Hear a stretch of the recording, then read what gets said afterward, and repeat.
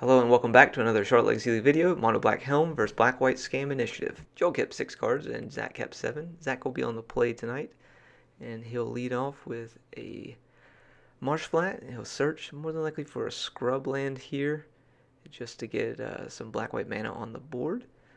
Both players not knowing what they're playing against at the moment, but they are playing a very similar style deck. Zach has 2 Griefs in his hand, so he'll be able to take a peek at Joel's and see what he's working with over there at the very beginning. He also has a Solitude, as well as looks like maybe a Thoughtseize in his hand as well. Joel reveals a Vault of Whispers, 2 Orcish Bowmasters, a Chrome Mox, a Shadow Spear, and an Ancient Tomb.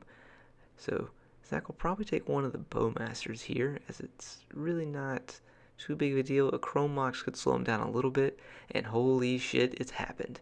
We have a fucking Ephemerate here. So, if you're not sure how this combo actually works, so the Evoke triggers on the stack at the moment, and then Ephemerate, which is MH1 card, is being cast with the Evoke trigger on the stack, causing Grief to flicker out and come back in. And now that Evoke trigger dissipates, and he doesn't sacrifice the Grief. Now, the even crazier part about this is that during Zach's upkeep, he gets to choose if he wants to rebound the Ephemerate and target the Grief again, and then he can look at his hand again. So if Joel wants to clear his hand out now, he'll need to probably play that Ancient Tomb, and didn't play the Shadow Spear. We're about to see magic in the making here with this rebound on the Ephemerate. Is Zach going to do it? Zach chooses to rebound, and oh, it's happening. There's so many people that are going to be so excited about this. I cannot fucking wait for you guys to see this video. This is literally boner material. Picks up a swamp, and then he's going to take the Shadow Spear, which is what I do as well. Griefs still remains in play because of the flicker effect from Ephemerate. Just keeps. I'm so excited. I can barely fucking talk. It's so magical to see this happening in this format. I might have to take a break just to regain my composure and come back and see what we can go with from here. See a Dark Ritual, Lotus Petal, and he'll cast another Grief. If you're enjoying this content, please be sure to like and subscribe.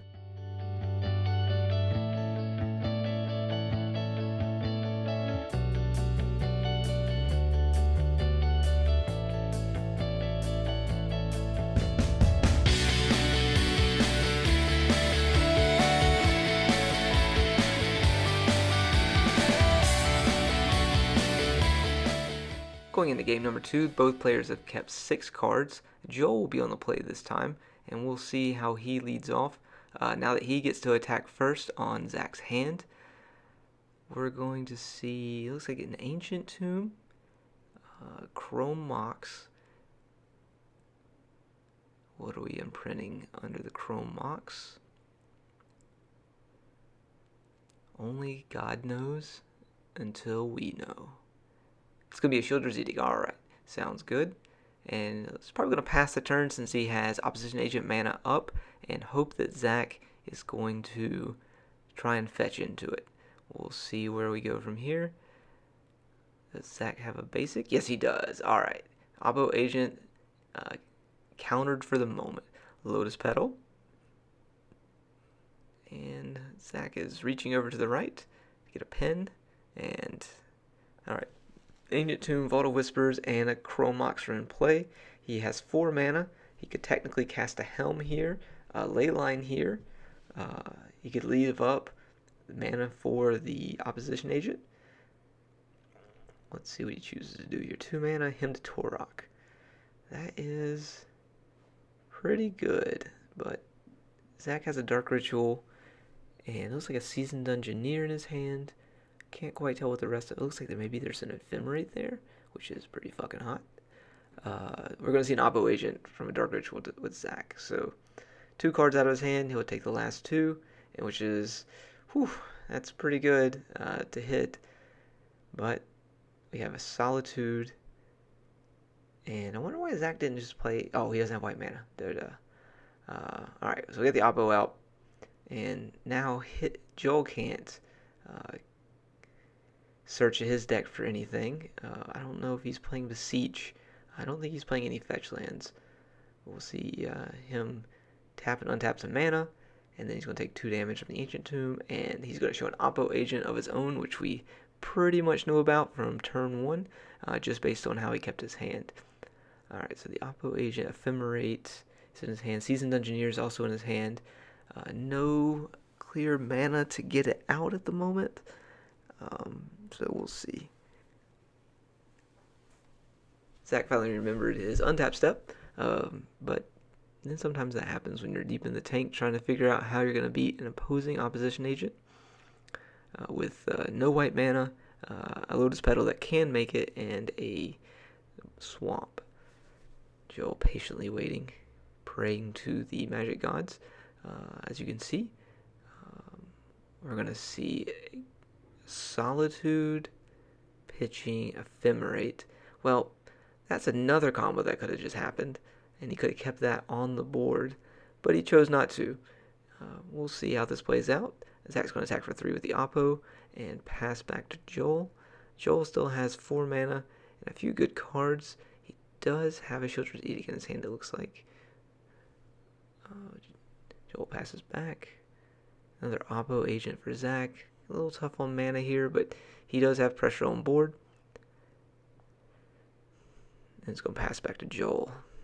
Alright, Helm to Torok again. So Joel can take these last 2 cards out of his hand, which will be really good. Let's see what he does here. It's a Leyline of the Void. Okay. So who's hoping he can just dig into... Oh, he didn't need it. Oh, okay. He tapped his Ancient Tomb using the Urborg for black mana, so he doesn't take the damage. Zach draws a Serenity, which will take care of the Leyline of the Void, and the Chrome Mox as well. I think he'll go ahead and play that. Now pass back to Joel.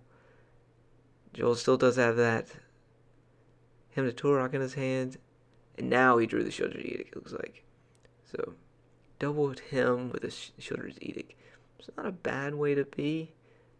Him take the last 2 cards out of Zach's hand, and then has the Edict up as well. He'll also lose the Vault of Whispers and the Chrome Mox, so that's a pretty good Serenity there.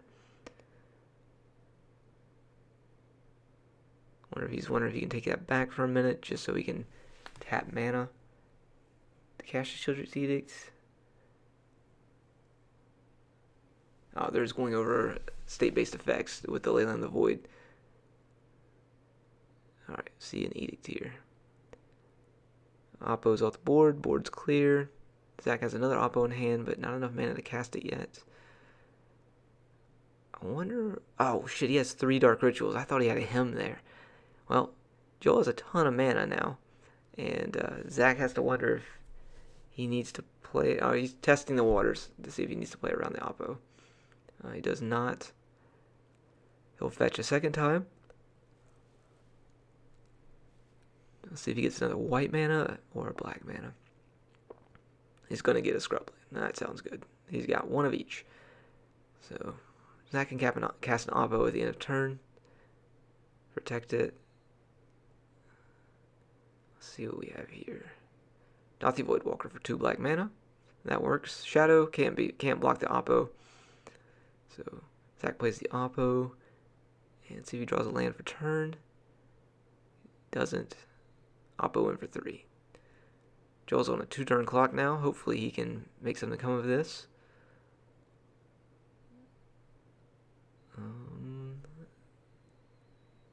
Looks like a Thoughtseize. I mean, you might as well. You don't really have any other plays here. If you had, well, he could Thoughtseize, start the initiative. He could have Thoughtseize, started the initiative with a Voidwalker. Had a blocker up, got another basic land. So I think it may be a missed opportunity on Joel's part. And there's a Grief. And a Chrome Mox. So Zach can put his Grief underneath it and cast the Seasoned Dungeoneer. And it could be under Joel's play right now if he would have Thoughtseize that out of his hand. But it is what it is. Could be seeing a different game here if the Thoughtseize into the Voidwalker plan would have gone. Zach searching up another basic, if he has one. There, he's about a swamp. Maybe he's looking for plains.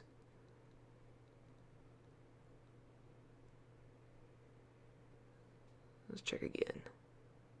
There it is. Alright, there's the swamp he was looking for. And the other plains is in his graveyard.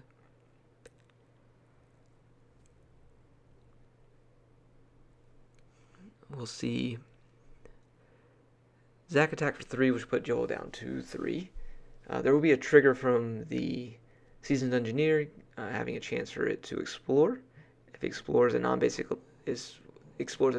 land or non-land card, it gets +1/+1 and has protection from creatures. And Zach's choosing to put the Grief in the graveyard.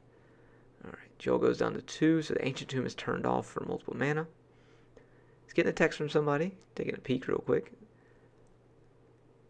And I don't think that's going to do it. He does have a ton of Dark Rituals, but the Seasoned Engineer letting the Rogue attacking. Alright, so he's going to Thoughtseize himself, showing that he has 3 Dark Rituals. He did draw a Shieldred, but it's just a little too late. I think that if he would have gone for the Dauthi Voidwalker plan the turn before. But thank everyone for watching. If you enjoyed this match, please be sure to like and subscribe. We'll see you in the next game.